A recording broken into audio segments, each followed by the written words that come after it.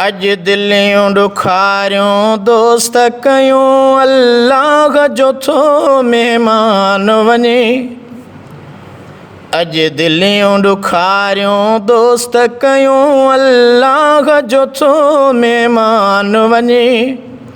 वरी साल सॼे जा विछोड़ा ॾियूं रोज़ाइतनि खे रमज़ान वञे। वरी साल सॼे जा विछोड़ा ॾियूं रोज़ाइतनि खे रमज़ान वञे। अॼु दिलियूं ॾुखारियूं दोस्त कयूं अल्लाह जो थो महिमान वञे। वरी साल सॼे जा विछोड़ा ॾियूं रोज़ाइतनि खे रमज़ान वञे। ईमान वारनि जे लाइ तोहफ़ो ही ख़ालिक तरफ़ां ख़ासि मिलियो। ईमान वारनि जे लाइ तोहफ़ो ही ख़ालिक तरफ़ां ख़ासि मिलियो। सभु क़ल्ब कटियल से साफ़ करे थो ताज़ो कयूं ईमान वञे। वरी साल सॼे जा विछोड़ा ॾियूं रोज़ाइतनि खे रमज़ान वञे। सभु क़ल्ब कटियल से साफ़ करे थो ताज़ो कयूं ईमान वञे। वरी साल सॼे जा विछोड़ा ॾियूं रोज़ाइतनि खे रमज़ान वञे। अॼु दिलियूं ॾुखारियूं दोस्त कयूं अल्लाह जो थो महिमान वञे। वरी साल सॼे जा विछोड़ा ॾियूं रोज़ाइतनि खे रमज़ान वञे। आशा फ़ीश घर शाह मथां हिन में नाज़ुल क़ुर्आन थियो। आशा फ़ीश घर शाह मथां हिन में नाज़ुल क़ुर्आन थियो। सभु दर्द मिटाए दिल वारा थो दर्दनि जो दरमान वञे। सभु दर्द मिटाए दिल वारा थो दर्दनि जो दरमान वञे। वरी साल सॼे जा विछोड़ा ॾियूं रोज़ाइतनि खे रमज़ान वञे। अॼु दिलियूं ॾुखारियूं दोस्त कयूं अल्लाह जो थो महिमान वञे। वरी साल सॼे जा विछोड़ा ॾियूं रोज़ाइतनि खे रमज़ान वञे। हाणे सहरी तोड़े अफ़्तार संदी काथे बि बग़ारी कान हूंदी। हाणे सहरी तोड़े अफ़्तार संदी काथे बि बग़ारी कान हूंदी। अॼु यादि ॾियारे यार सभई ही आला थो एहसान वञे। अॼु यादि ॾियारे यार सभई ही आला थो एहसान वञे। वरी साल सॼे जा विछोड़ा ॾियूं रोज़ाइतनि खे रमज़ान वञे।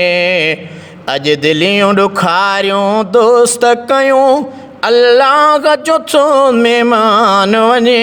वरी साल सॼे जा विछोड़ा ॾियूं रोज़ाइतनि खे रमज़ान वञे। हज़ार महीननि खां बि भली हुई शबे क़दर जी राति मिले। हज़ार महीननि खां बि भली हुई शबे क़दर जी राति मिले।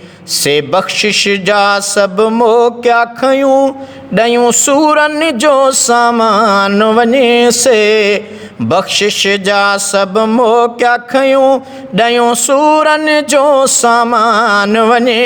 वरी साल सॼे जा विछोड़ा ॾियूं रोज़ाइतनि खे रमज़ान वञे।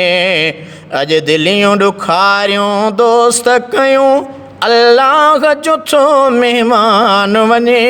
वरी साल सॼे जा विछोड़ ॾियूं रोज़ायतन खे रमज़ान वञे। मेहमान तईंदो कुर्ब करे अलाए केरु जिए अलाए केरु मरे।